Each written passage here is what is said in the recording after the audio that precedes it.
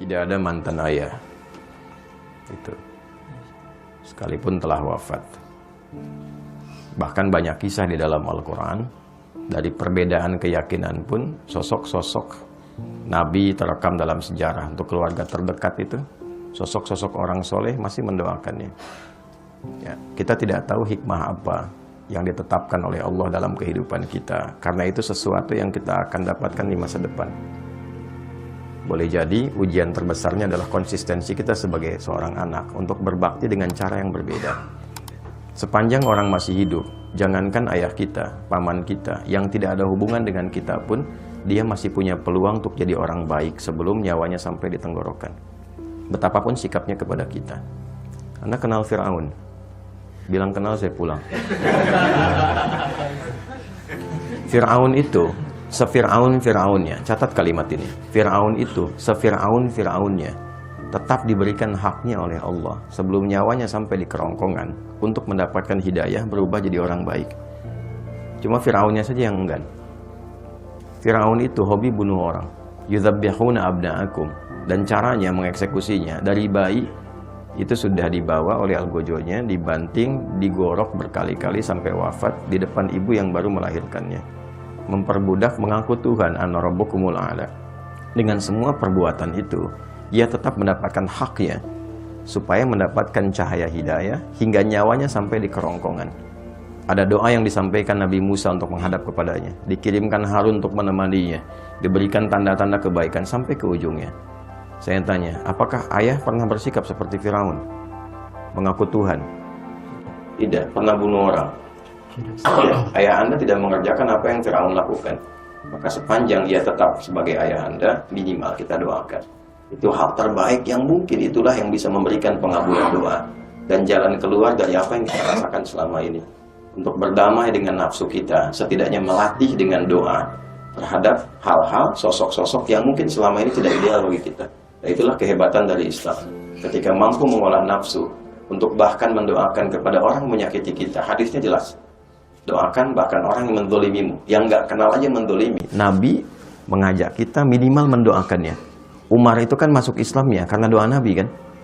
Umar itu kerasnya luar biasa, dan cita-cita terbesarnya saat itu sebelum masuk Islam membunuh Nabi.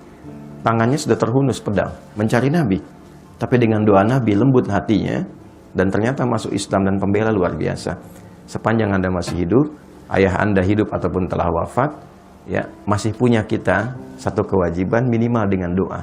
Kalau Anda bisa menaklukkan keadaan diri kita itu, nanti penaklukan terhadap nafsu yang paling tinggi itu akan berpengaruh kepada nafsu yang lainnya.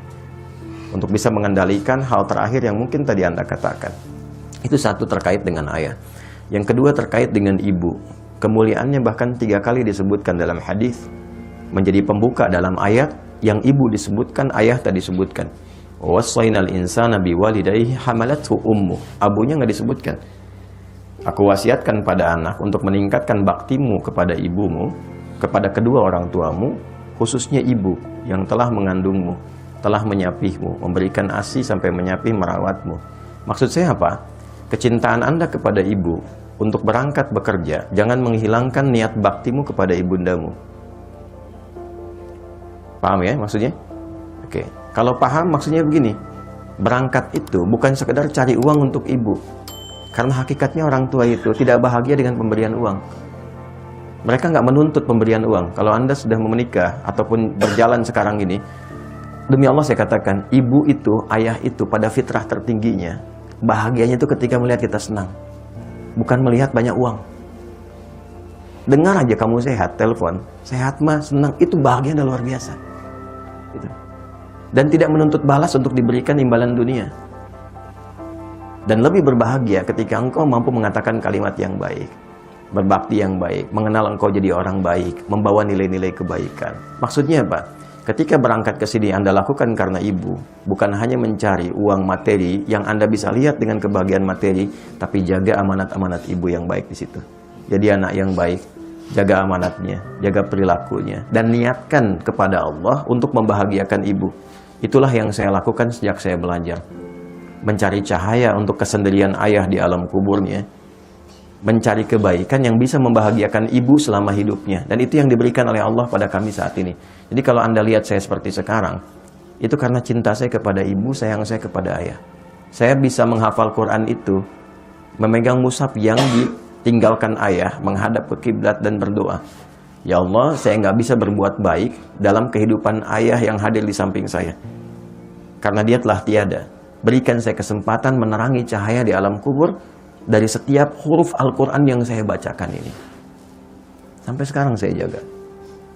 Ya Allah, mohon berikan kesempatan membahagiakan ibu dari niat saya belajar yang menghasilkan sesuatu untuk menggembirakan ibunda saya. Jadi saya belajar itu karena ibu, karena ayah. Tapi cara kita belajar karena ibu, maka kita menjaga sikap. Maka ketika lahir dorongan untuk hasrat yang tidak bagus itu, klaster ketiga, maka coba gambarkan, kalau ibu saya tahu saya begini, kira-kira saya nyaman atau tidak? Ibu senang atau tidak? Maka berdamailah dengan klaster pertama, itu akan membantu Anda untuk mengendalikan pada masalah yang ketiga. Bawalah amanat ibu pada bagian kedua, maka itu menjaga Anda cara bekerja dengan cara yang baik, dan bisa mengondisikan hasrat Anda dengan cara yang baik. Dan yang ketiga, sebelum sampai kepada bab nikah, sebetulnya ada bab siam, ada bab puasa. Ya, ya ma'syarasy syabab, man istata'a minkumul ba'ata falyatazawwaj, fa in lam yastati' fa 'alaihi bis-siyam. Duhai para pemuda, para pemudi, jika tiba muncul puncak hasratmu secara biologis yang tidak mudah mengendalikannya, Nabi sudah antisipasi itu 15 abad lalu. Maka berusahalah untuk menikah. Kalaupun belum ada kemampuan untuk itu, bukan hanya kemampuan material, ya, kemampuan emosional, kemampuan memanage waktu dan seterusnya, maka fa'alaihi bisyam, paksakan dirimu untuk melatih puasa. Puasa. Ya, puasa itu paling efektif.